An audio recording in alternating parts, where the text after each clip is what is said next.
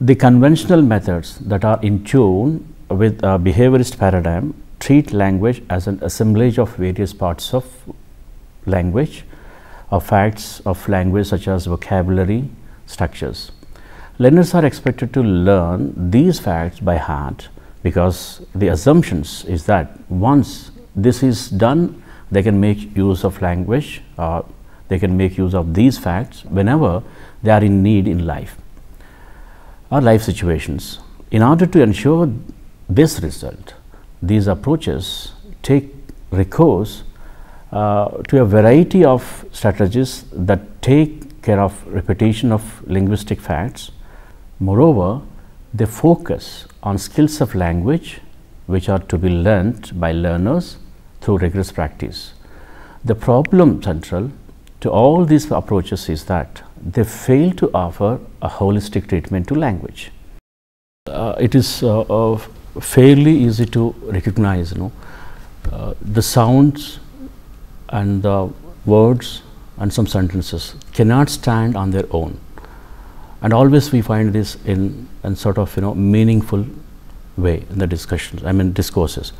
So what are we need to understand? Now, first, group 1, you try to think about and tell me some discourses that you find in the print media, and of course the group 2, the in between, and you try to find, call out some discourses that you find in visual media. The group 3, and I request you go, day-to-day life, what are the discourses that you find? Please list out them, please. Okay, scribble something, think about it, and come with your ideas. Coming to print media, news reports, editorials, advertisements, notice, obituaries, articles, jokes, stories, poems, interviews, review reports, letters, screenplays, skits, etc. Good. This we can find through print media. Print media. Yes. Good. And the visual media, so the group 2, please.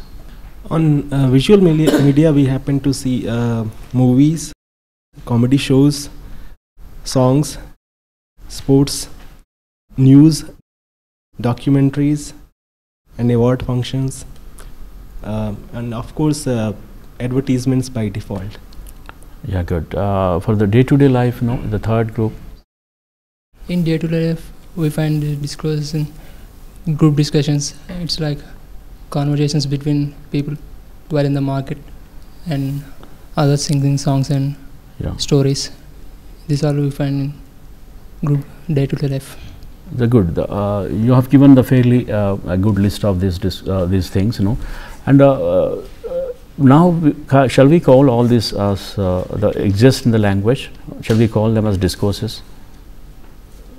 The where the language exists only in the discourses. Okay, these we call discourses. This is something, and we have all the discourses around us in our life in the different domains, but where we need to understand. Since language exists in the form of connected speech that can be named as discourses, we need to have a pedagogy that will help learners produce these. There is no point in teaching and learning discrete units of language such as letters, words, and sentences.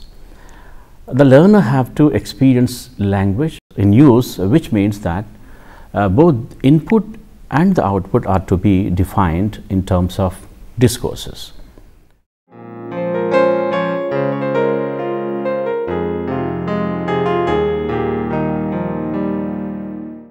As we were talking about all these the discrete entities like sounds and sentences and words, if they come together in the form of meaning, then only we call it as discourse. They give some meaning to the language. So any connected series of utterances can be called a discourse. This is a general interpretation that we can come to that.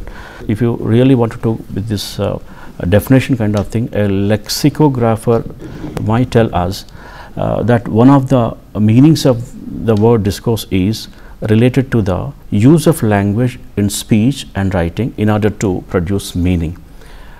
These statements might help us to define what a discourse is, but mere definition will not suffice. We should be able to identify the properties of discourses which will help distinguish discourse from sentences. Always we depend upon only a definition kind of thing, but now if we talked about, now we have now discussed the things which we have around us, associating the language with that way that we need to understand what is a discourse and how the discourses take up the language and how the language exists only in discourses, and we'll come to that part. Now please read the sentence. This is a boy, that is a girl, there is a pen on the table, these are pencils. Okay, who would like to read the second unit? It's a very fine day, said a timid voice at her side. She was walking by the white rabbit, who was peeping anxiously into her face. Very, said Alice. Where's the Duchess? Hush, hush, said the rabbit in a low, hurried tone. He looked anxiously over his shoulder as he spoke, and then raised himself upon tiptoe, put his mouth close to her ear, and whispered, "She's under sentence of execution." "What for?" said Alice. "Did you say what a pity?" the rabbit asked. "No, I didn't," said Alice. "I don't think it's at all a pity. I said, what for?" Good. So can anybody find the difference between the two readings and come up with the difference between the two readings and this and that? The first discourse had disconnected sentences, while the second one was more connected. Yeah. So this is the second is more communicative. That because it has the coherence.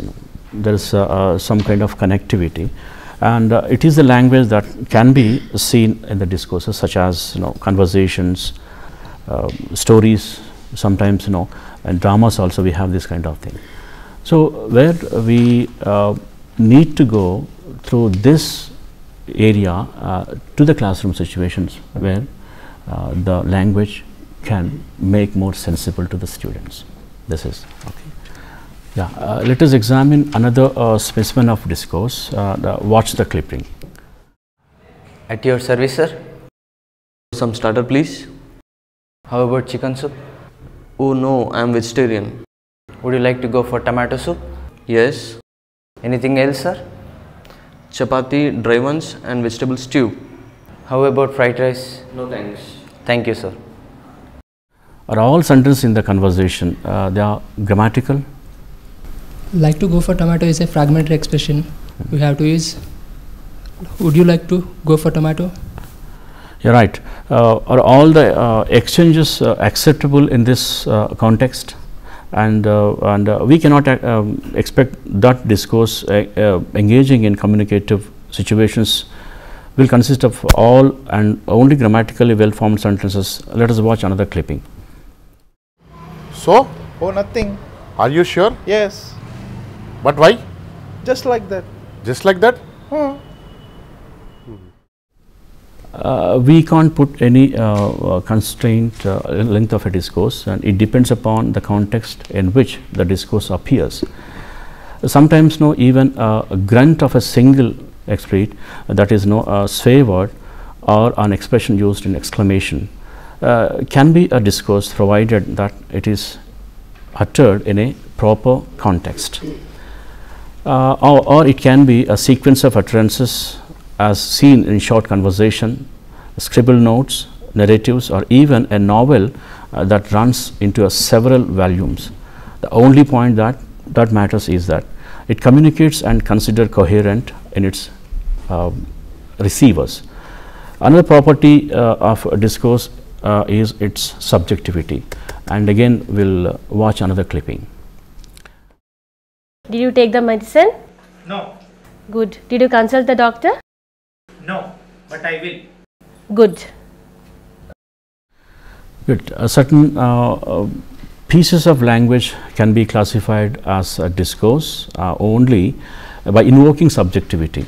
Only the couple who are involved in the conversation knows how to interpret the word good in the conversation.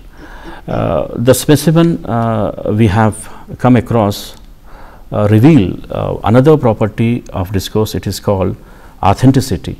Every sentence may not be grammatical, but the discourse has authenticity. Mere grammatical does not guarantee authenticity of a discourse.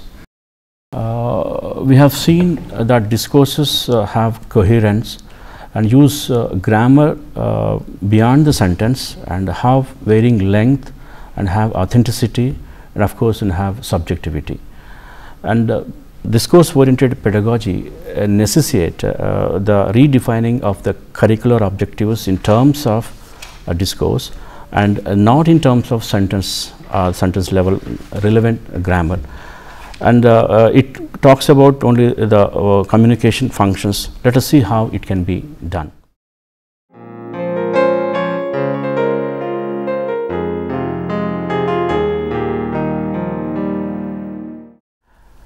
Okay, discourse oriented pedagogy necessitates the redefining of curricular objectives in terms of discourses, and not in terms of structures and their relevant communication functions. Okay, let us see how these was done in erstwhile Andhra Pradesh and now the Telangana, two states where the discourse oriented pedagogy has been implemented.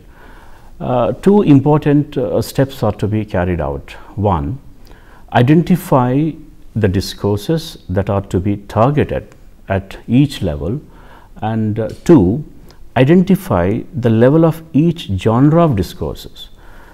It is expected that the learner in class 1 will be able to construct the discourse or discourses as shown on the screen in table 1, both orally and in the written form of by virtue of listening to the reading these discourses. If you look at this discourses as follows: dialogue. The first, it goes with the description of an object. Sometimes it is like a story, I mean one picture where the given by the teacher, and children look at the picture and they try to get something out of the picture. Of course, the teacher facilitate how the children would think and produce language. And next, followed by this description, the story. And of course, after the story also, the constructing of the story, and they can have some rhyme or song. And it in class 12, the discourse targeted are shown in table 2. See the discourses targeted at grade 12.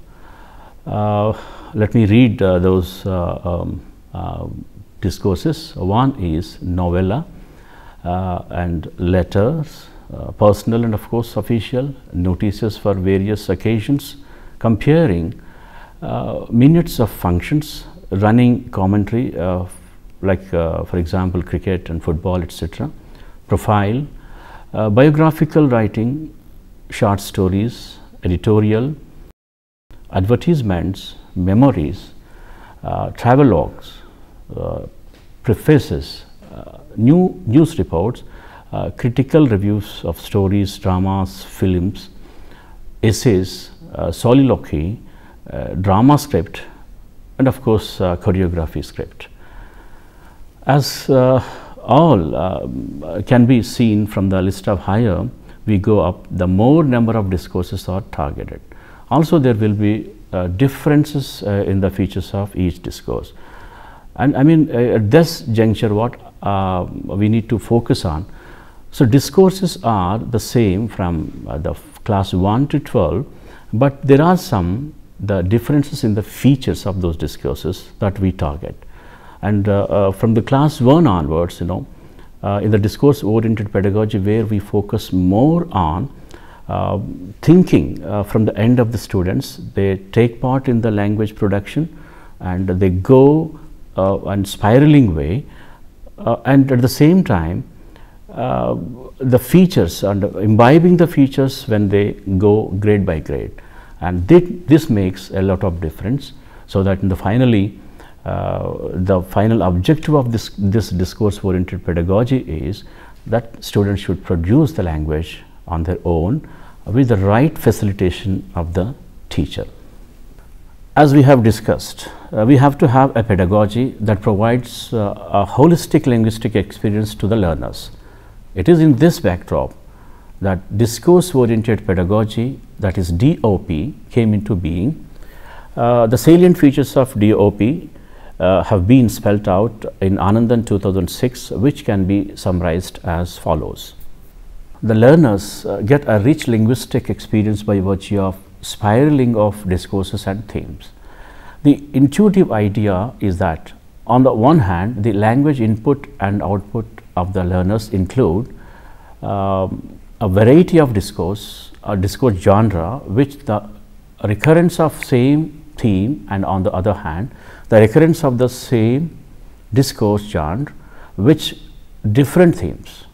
Take for example, the recurrence of the theme marginalization in a variety of discourses such as story, poem, essay, drama, etc., which the learners read, listen to and construct to put in a different way.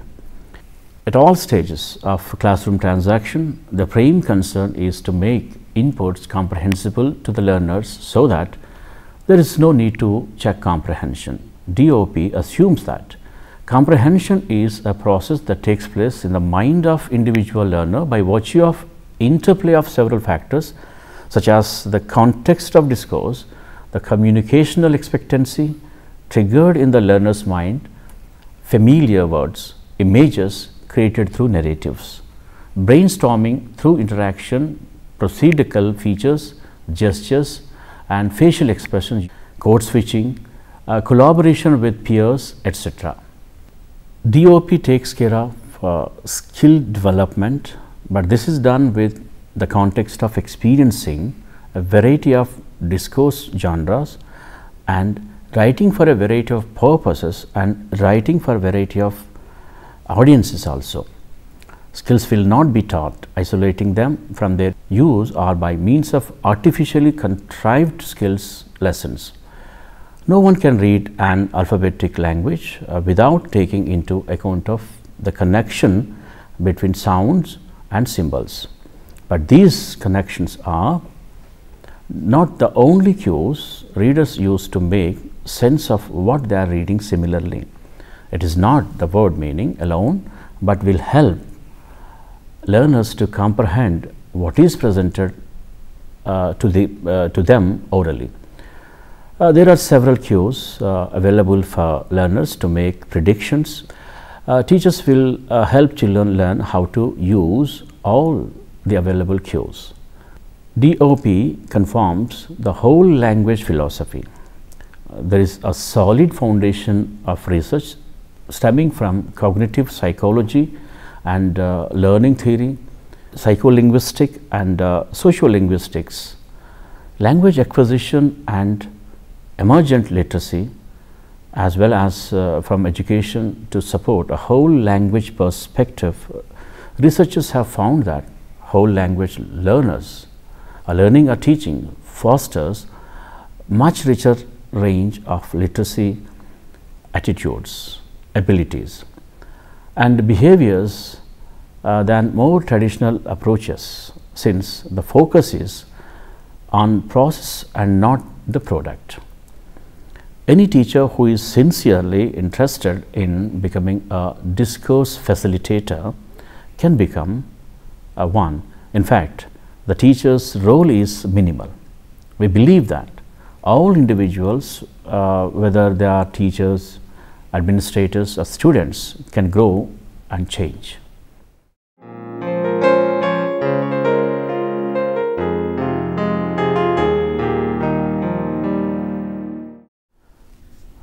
The list of discourses to be constructed at various levels does not specify what features of these discourses are to be learned.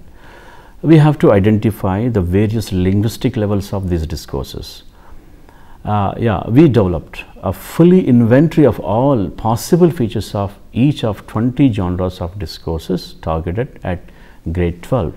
From these, we identified the features to be addressed in each grade. The academic standards was stated in such a way that they made suggestions on input and of course output. For example, here is a set of academic standards relevant for discourse and the conversation at grade 8. And I mean, we have taken here example as grade 8. Listen to and read dialogue related to specific context. Construct dialogues containing a few exchanges using short expressions and tags wherever necessary, orally and in writing. Role play own dialogues related to specific context using appropriate actions and voice modulation. Interact effectively with others on themes that are relevant to them, seeking and giving explanations, asking for confirmation and expressing agreement and disagreement. Now, we'll totally wrap up what are the concepts that we discussed in this lesson. Thank you.